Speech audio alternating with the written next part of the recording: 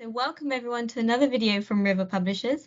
Today we are very pleased to announce and discuss the best paper from 2021 from the Journal of Cybersecurity and Mobility, which was awarded to the paper A Review on Android Malware, Attacks, Countermeasures and Challenges Ahead. I have two of the authors with me to chat about the paper and detection and protection against malware. So welcome to both of you. Thank you so much for joining me today. Perhaps could you start by introducing yourselves a little and the paper that you won the prize with? Evening. Myself, I am Dr. Sudha Sadasivam. I am working as a professor in Department of Computer Science and Engineering at PSG College of Technology. ShymalaGowri is also working as a colleague for me, and she is working in the Department of IT at PSG College of Technology. And as you know, the major objective of the paper is to produce a good review on what are all the malware that are available, and then how to defend against these malware, and what are all the challenges that are present in such a defense mechanism. So here, if you see malware, there are a lot of devices that are available, and voluminous data is being stored in all these devices.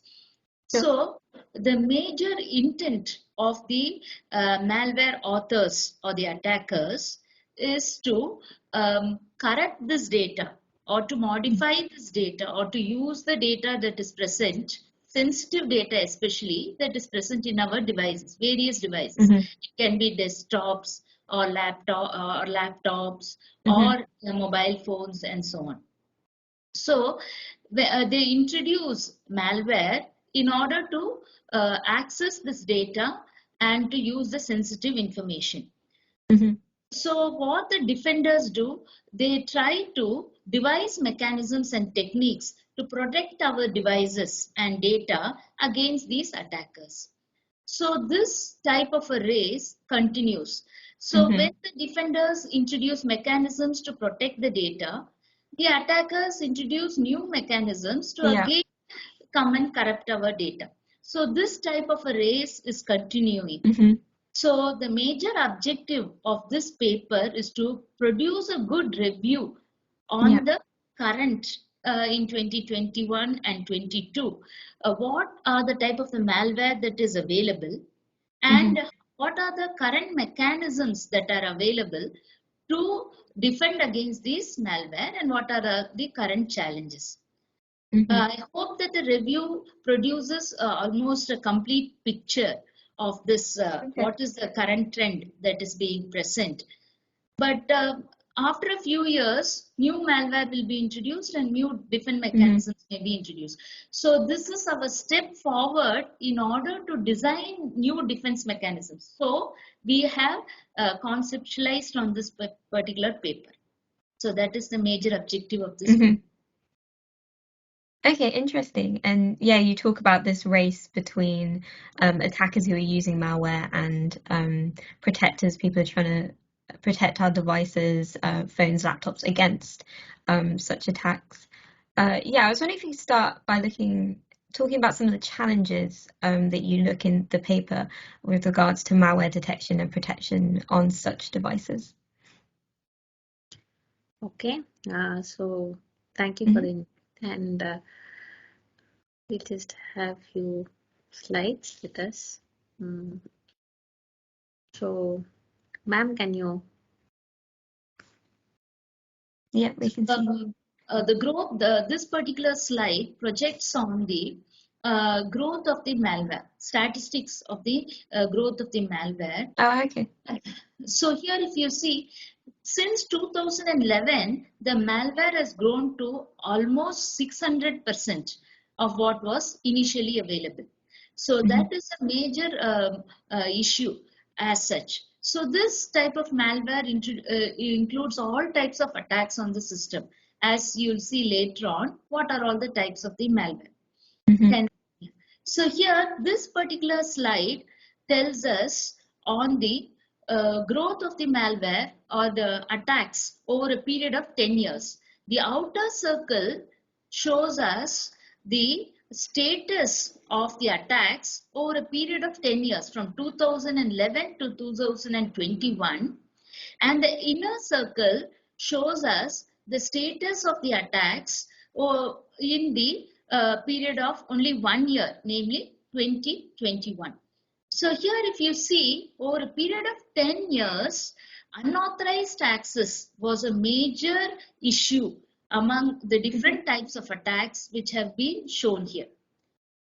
And the second major attack was through the malware. So that is how it has been projected.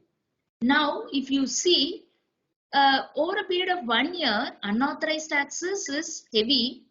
The amount of malware is reduced, but still it is a major concern. So this is how the different trends in cybersecurity reports on the type of the malware that is available or the attacks that are available over a period of 10 years. So here, if you see the major issues or the challenges faced include, as you have seen, the large amount of attacks that are available, or what different types of attacks that are available, including the malware, the different, and also the evolution of the malware over a period of time. As I've already initially suggested, whenever the defenders produce mechanisms to defend on the malware that has been introduced, the attackers try to produce new mechanisms to or evolve new mechanisms. So the malware evolves over a period of time and it is dynamic in nature. So not only the static behavior of the malware has to be considered, but also the dynamic behavior of the malware has to be considered in order to identify the different types of attacks. So this is a major challenge that has to be considered. And also, this type of detection of malware should be automated in nature. Rather than having a static way of detecting, it should be automated. That is because then only it can be incorporated in the devices. Otherwise, it becomes very difficult. So these are the major challenges that we consider. Voluminous amount of data, the large amount of malware that is present, as well as the dynamic evolving nature of the malware, and also automated detection of the malware. All these are certain issues or the challenges that are faced by the researchers in the malware community. And if you could also see, talk about the different cybersecurity breaches that occur, we can categorize malware into various types based on how it distributes. Whether it is a targeted attack, which it could fall under as advanced persistent threat, or it could be a mass attack, meaning untargeted. Any host, any device that comes in contact with the malware infects it. So the mass malware we can categorize further based on the functionality or the characteristic that it performs on the end device. So if it spreads, if it is infectious, it could be a virus or a worm. A virus is kind of a parasite. It needs another executable to support it. Worm is self-replicant and it propagates across the network. And when the malware gets installed or infected on a device, it tries to conceal and stay hidden so that it is not detected. And it also tries to have some persistence mechanism so that next time also it can cause damage and further infection. So based on concealment, we can say the different types could be, it could be a Trojan. A Trojan, as you would know from history, a Trojan horse would be, it would look like a benign application, a user-friendly application, but it could be a malware. And backdoors and rootkits, when installed, they could give access to the attacker, the root access of the device. So he can control the victim machine. Logic bomb is when the attacker injects malware code and the code executes only when the particular logic is executed or a particular time duration like that. So people use malware, attackers, they try to steal data, steal sensitive data from the device, or they try to gain some benefit, some profit from the device. So how do they try to steal the data? They could install some keyloggers, which actually can get all our bank transactions, all our e-commerce application authentication data, even our virtual keyboards they could crack. And spyware, earlier governments, news, parents, they installed, everybody are using. Adware are those malware which focus on marketing, meaning what we browse, based on that they promote the advertisements. So these are some information stealing malware. And some attackers, they try to gain profit, and basically every day everybody talks about ransomware nowadays. So ransomware, they lock out the victim, they demand ransom, and if we don't pay the ransom, either they delete the data, or they, if it's very sensitive data, they post it on some media which is not expected by the attack, the victim. So these are some of the profit seeking malware. The other could be botnet, where the victim machine is used by the attacker as a zombie to launch attack on some other node. To have a distributed denial of service like that. So these are some of the huge family of malware which we just categorize, and what platform it is. And recently nowadays we have cryptojacking, we have fileless malware, IoT malware, everything is coming up. So the evolution of malware, the malware families, the variants is so huge that we need to focus on so many things. So this is why this is another perspective of looking at the challenge of why we need a better automated malware detection system. Okay, great. So you've outlined what are some pretty major challenges for this kind of thing. Before we start talking about kind of what we can do about it and automation, like you said, I was wondering, the paper specifically is looking at Android devices, correct? I was just wondering why you chose that, or if there are certain attacks that Android devices are subject to.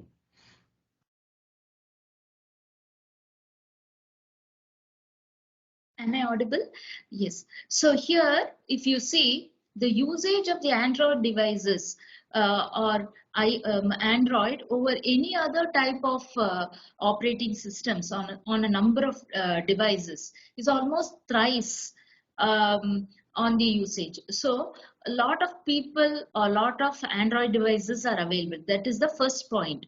And the second one is, if you see the malware as well as the potential applications which will affect these devices, which can run on these devices and affect these devices. This is the statistics that is available. It has grown over the years, starting from 2008 onwards, when Android was introduced as an operating system. So if you see, the malware is around 32 million, and also if you see the applications also is around 22 million. So if you see the amount of the malware or the applications that can corrupt the data as well as applications that are available on the Android operating system is also very large.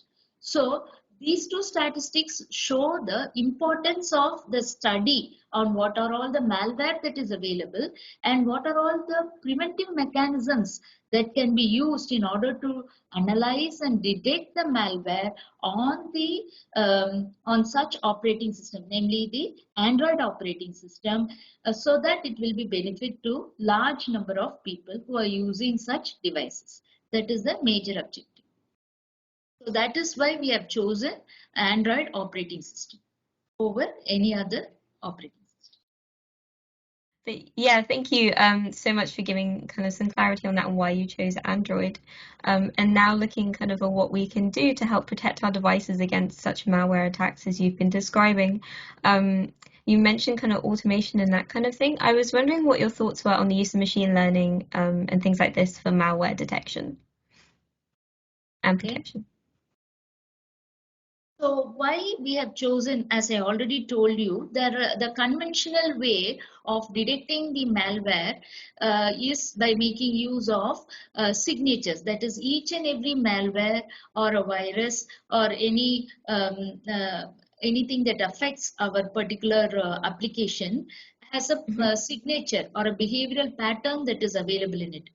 So usually dictionary of the behavioral pattern will be maintained, and whenever a new application comes in, or a new benign or a malware functionality comes in, a particular functionality comes in, it will be checked against these signatures in order to verify whether it is benign or a malware. So it involves checking of a large dictionary. So the amount of data maintained in this dictionary is very large, and also it is static in nature. There, as I told you, malware gets introduced every now and then. So the file or the rules to detect this becomes more static in nature during a point of time. So this is the major disadvantage in the conventional malware detection mechanisms. Hence, an automation is needed. So machine learning techniques are being made use of. In this, what happens is we need not maintain a dictionary, but rather whatever data set is available, from that data set, features which are almost similar to the functionality of the signatures are being extracted automatically by the feature extraction methods. Once the features are extracted, these features are used to train a machine learning model. So once the model becomes trained, what happens is it is now ready to recognize whether an incoming sample is a benign sample or a malware sample. So the major advantage of this is automation. We need not extract the features and put it in the dictionary. And the second one is once it is trained, the model can be used on a specific data set. Also, we can be able to enhance the model by introducing new data sets, or any new malware samples can be used to retrain the model, and the retrained model can be used to detect new malware also. This is also possible. So the major advantages are, one is we have the advantage of automation. The second is we have the advantage of retraining the model and adding new samples and detecting new malware. We also have the advantage of reducing or increasing the detection accuracy and reducing the false positives. So all these are basic advantage of using machine learning model. Adding on to ma'am, the major point is the traditional mechanism, the traditional anti-malware engines, they cannot detect zero-day attacks, unseen malware. But when we deploy machine learning based antivirus, and all recent major companies, commercial companies like Sophos, Kaspersky, Norton, everybody, they are making use of machine learning AI based antivirus into their engines. So this is the trend, upcoming trend, and machine learning based anti-malware engines can detect zero-day malware. That is the major thing, and the system becomes automated, so manual effort is controlled, and with the huge voluminous rise in the malware space, security solutions also has to be automated with the help of machine learning, so that we can have better detection. Okay. And are there any challenges that come with this, or limitations to using machine learning in this way for malware? The major challenge we find is the data. So, if the data available is correct, without any corruption or any type of attacks available on the data, the model developed also will be correct, and it will be able to detect. Also, machine learning techniques will perform more accurately on large amount of data. Already we know that malware, there are a lot of malwares that are available. So we already have a large data set that is available. Along with it, we can also retrain it. If new samples come, we can also perform retraining. So retraining is another major challenge. So these are, this is what we have found. Shymala ma'am, can you just see? Yes, ma'am. So maybe when earlier when we train the model on a particular set of data, and if new samples are evolved, so with the new data set, if we are able to retrain the model gets adapted to the new data distribution of the malware space. So as and when malware progresses, currently the solution also will progress. So machine learning based anti-malware engine detection will be the solution to handle the malware problem. And you mentioned before that there are many different types of malware happening. Does this make it particularly challenging, even with using machine learning and AI to provide full malware protection to our devices? Yeah. Yes. Able to handle large amount of malware and also different classes of malware. It is possible because basically we are designing a classifier through a machine learning model. So this, based on our design or the training of the classifier, the detection can occur. It can handle large amounts of data. It can handle different categories of malware. All this is possible. Yes. Okay. Fantastic. I'm afraid we're kind of coming to the end of our time, but just to end things, I was wondering what your thoughts are on the future of malware detection and protection, moving on from your paper. That has motivated us to take up this paper and the work. So one single solution will not be able to handle the entire malware space. So our suggestion would be to go as a Swiss cheese model or a defense in depth, meaning multiple defense could help us protect against the different kinds of malware. So different attacks that are possible on the end device. Ma'am, would you like to add on to this point, ma'am? So here, if you see in this model, for each type of an attack, we can design a defense mechanism, and then as the malware come, they will be the device will be protected in by each of this model against the attack from that particular malware. So since we cannot define a very broad category of a machine learning model to cater to all types of malware, to different categories as suggested, we can have a different model, and each and every it can behave like an ensemble model wherein all of them together will prevent the attack of different types of malware on that particular device. That is the basic purpose of this particular Swiss cheese model. So here each layer protects it against different types of attacks. For example, against malicious websites and URLs, the first two layers will protect. The next layer will guard against the different types of static attacks by analyzing the signatures. It can be also a dictionary based model can be available. Conventional model can be available for that purpose. Then the next layer allows the malware to run within a virtual machine also, detect the behavior of the malware and dynamically block it. So like this, different types of, another one blocks the ransomware, another against the phishing attacks, like that it goes on. So each layer protects against a particular category of attack. Since it is not possible to design a model which can be automated for all the categories, for each category we can design a machine learning model based on the data that is available, and we can retrain the model. That is what is the basic purpose of this.